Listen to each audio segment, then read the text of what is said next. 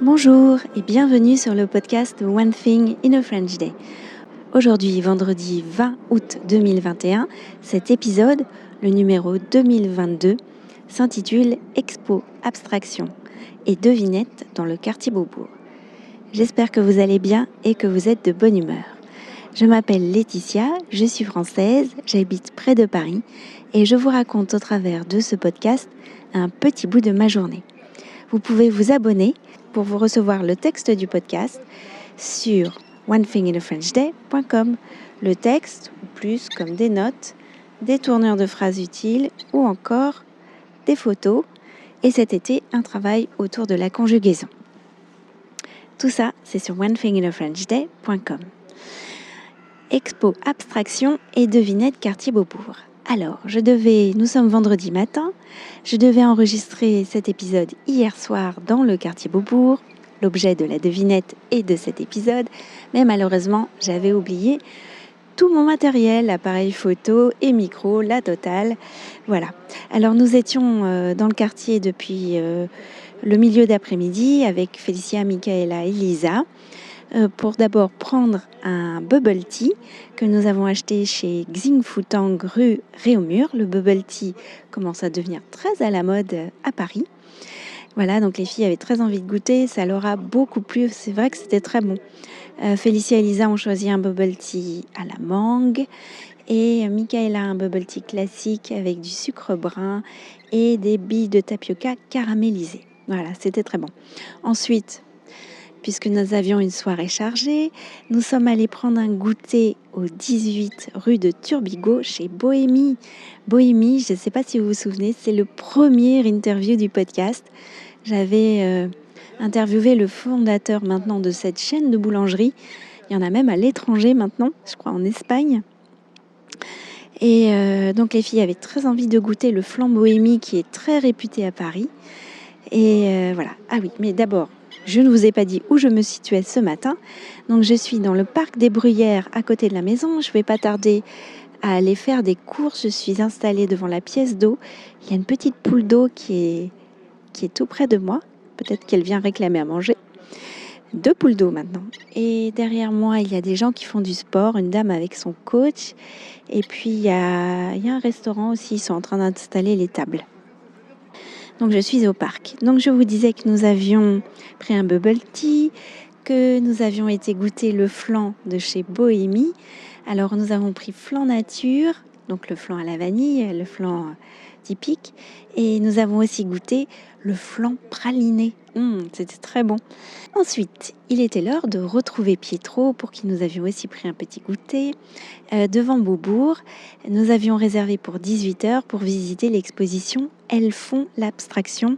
Donc une exposition qui a commencé le 5 mai, qui se terminera lundi le 23 août, autour des femmes artistes dans l'abstraction au XXe siècle et un petit peu au XIXe siècle. Alors c'est une exposition que j'avais déjà visitée plus tôt cet été, avant la fin de l'école, avec Anne-Laure et son amie Natacha. Nous étions allées toutes les trois visiter cette exposition qui m'avait énormément plu et j'avais très envie d'y retourner avec Pietro et les filles. Effectivement, c'est une exposition qui leur a beaucoup plu. Alors, j'ai noté quelques noms d'artistes qu'on a particulièrement aimés. La danseuse Saint-Point, j'ai oublié son prénom. L'artiste russe Alexandra Exter qui fait des tableaux et des costumes pour le théâtre. La sculptrice et peintre Barbara Epsworth. On a adoré parce qu'il y avait une vidéo qui devait dater, des années 60-70 dans laquelle elle présentait sa manière de travailler. Donc ça, c'était très intéressant. Et on a bien aimé ces sculptures. Alors moi, personnellement, j'ai adoré l'artiste japonaise Atsuko Tanaka. Voilà, on a aimé aussi les photos de Florence Henry. Il y avait une vidéo avec... Il y avait une vidéo avec Maurice Béjart et une danseuse dont j'ai oublié le nom. Peut-être que je le retrouverai. Je mettrai ça dans les commentaires du podcast. dans les notes du podcast. Voilà. Et puis, c'est une grosse exposition avec 43 petites salles. C'est assez long. Donc, on a mis plus de 2 heures à tout regarder. Voilà, les filles étaient un peu fatiguées à la fin. Elles ont adoré être à Beaubourg parce que c'est vrai que la montée est impressionnante. Par l'extérieur, en escalator, la vue sur Paris, parce que les expositions ont lieu au 6e étage, est magnifique. C'est vrai que je pense que c'est encore plus beau que depuis la Tour Eiffel, puisqu'on voit tout, quoi. Voilà, ça nous a beaucoup plu. Et puis, on a fait un grand tour à la librairie. Et ensuite, je devais enregistrer la devinette, ce que je n'ai pas fait puisque je n'avais pas mon matériel. Donc, je l'enregistre ce matin. Avant de vous donner cette nouvelle devinette, je vous donne la réponse de la devinette de la semaine dernière. Vous avez été plusieurs, je pense une bonne dizaine, à avoir trouvé la bonne réponse. Certains n'étaient pas très loin, mais parce que vous aviez compris que la femme qui avait perdu la tête, c'était Marie-Antoinette qui a été guillotinée. Voilà, donc il s'agissait d'un objet du musée Carnavalet qui a donc appartenu à la reine Marie-Antoinette qui a perdu la tête. Et il s'agissait du soulier de Marie-Antoinette. Donc maintenant, je vous lis le texte de la devinette d'aujourd'hui.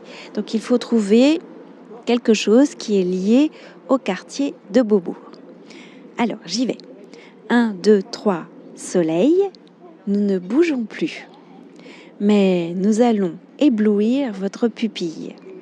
Même si nous sommes désœuvrés, ce qui est plutôt ironique. Nous habitons à la place d'un Russe. Combien sommes-nous ? Eh bien, le carré de 4. Et pas que des nanas.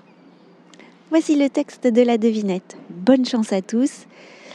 Vous pouvez faire vos recherches, me proposer vos réponses par Instagram, par Facebook, mais aussi sur le site du podcast ou encore en utilisant l'application SpeakPipe. Tout est sur le site du podcast dans le blog. Nous sommes vendredi, je vais vous souhaiter de passer un très bon week-end. Moi, je vais aller faire mes courses et je vous retrouve dès lundi pour un nouvel épisode du podcast. À très bientôt, au revoir.